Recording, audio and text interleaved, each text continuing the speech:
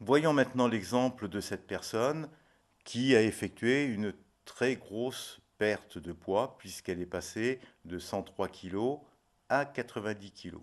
Nous voyons qu'ici qu'elle a perdu 12,9 kg, dont 10,9 kg de masse graisseuse, ce qui est énorme. Elle n'a quasiment pas perdu de masse sèche hors graisse et 1,9 litre d'eau. Regardons ici l'évolution de la masse graisseuse. Nous voyons que la masse graisseuse est constante.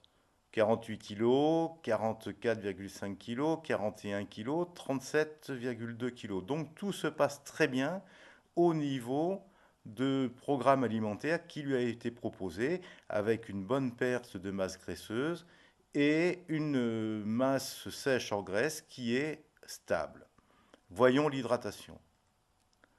Là, nous constatons que le pourcentage d'hydratation hors graisse est beaucoup trop faible, puisqu'il est bien en dessous de la barre des 70% qui l'amènerait à la hauteur du bleu. Par contre, nous voyons une amélioration intéressante au niveau du rapport hydrique dans le ratio eau intra-extracellulaire qui petit à petit, au fur et à mesure du régime, se stabilise. Donc il va falloir essayer de trouver une solution pour remonter ce taux d'hydratation hors graisse. Voyons maintenant un exemple de sa mesure pour essayer de comprendre le profil exact de cette personne. Donc je vais faire analyse sur la dernière mesure qui a été faite sur elle. Donc vous voyez que bien que cette personne ait perdu plus de 10 kg, il lui reste encore un indice de masse graisseuse très élevé. Par contre, elle a une très bonne masse musculaire et une très très bonne masse osseuse. Donc vous voyez ici que la masse grasse qui reste encore à perdre, bien qu'on lui en ait fait perdre pratiquement 10 kg, il en a encore 14,8 à perdre. Par contre, comme elle a une très bonne masse musculaire, plus 14,9, masse musculaire et masse osseuse, nous avons ici en face un excellent métabolisme de base et donc toutes les facilités possibles pour lui faire perdre la masse grasse qui lui reste. Il faudra par contre veiller absolument à essayer de ramener la bille ici au niveau du taux d'hydratation en graisse dans le bleu. Au moins essayer de la remonter sur une zone proche de 70%.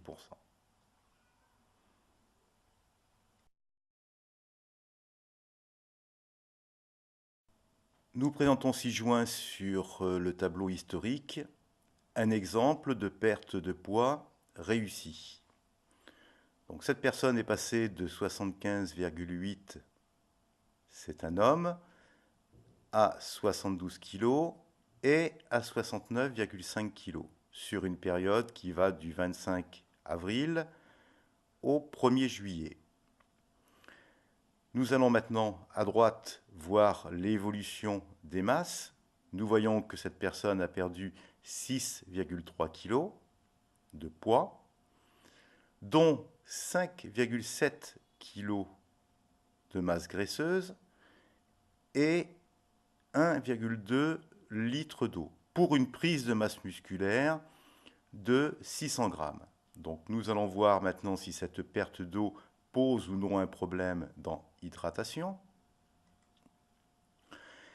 Et nous constatons que la personne était au début de sa cure à 74% d'hydratation en graisse, donc un petit peu au-dessus de la norme qui est 72,5, qu'il est passé à 75,7, ce qui était trop, et qu'il est redescendu à 72,9, ce qui est parfait. Regardons maintenant l'équilibre eau intra-extracellulaire. Eh bien, nous voyons que l'équilibre de cette personne ne semble pas beaucoup bouger et qu'il est bon puisqu'il est à plus ou moins 1% de la norme qui est ici. Allons maintenant dans divers pour voir l'évolution de sa capacité énergétique. Eh bien, nous voyons ici que, effectivement, le régime a été bien suivi. Donc nous voyons qu'il a eu une déperdition régulière de sa capacité énergétique et qu'il a perdu dans la première période 27 745 kcal et dans la deuxième période 21 174 kilocalories. Nous voyons une très bonne évolution du métabolisme de base. Attention ici, on voit que nous avons eu une chute du métabolisme de base, mais qui est remontée dans la dernière période, donc c'est parfait. Et une évolution dans le bon sens, forcément, au niveau de l'IMC, du rapport taille-poids. Revenons maintenant à la fiche poids et essayons de comparer les mesures les unes après les autres. Donc nous allons décocher la dernière mesure, nous allons faire mise à jour.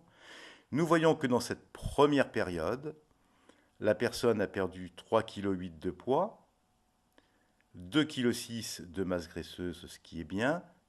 L'eau n'a quasiment pas bougé, mais attention, elle a perdu 1,1 kg de masse sèche hors graisse. Donc l'organisme est allé puiser de façon relativement importante dans la masse protéique. Il a puisé à la fois dans la masse graisseuse, mais aussi dans la masse protéique. Regardons maintenant l'évolution entre les deux dernières mesures. Donc là, il y a eu probablement au niveau du régime une modification du régime pour cette personne. Et là, nous voyons qu'elle est passée de 72 à 69,5, mais là, avec une forte perte au niveau de la masse graisseuse et une forte augmentation au niveau de la masse musculaire, ou plutôt de la masse sèche hors graisse, avec une diminution de l'eau qui m'avait inquiété tout à l'heure, mais nous avons vu que cette diminution de l'eau, eh bien là, elle était souhaitable parce que ça a été un vrai rééquilibrage de l'organisme. Donc reprenons nos trois mesures, mise à jour, et nous voyons que la perte a été excellente. Maintenant, essayons d'aller voir la personne au niveau de sa dernière mesure, comment elle se présente. Mesure, je prends la dernière mesure, je fais analyse.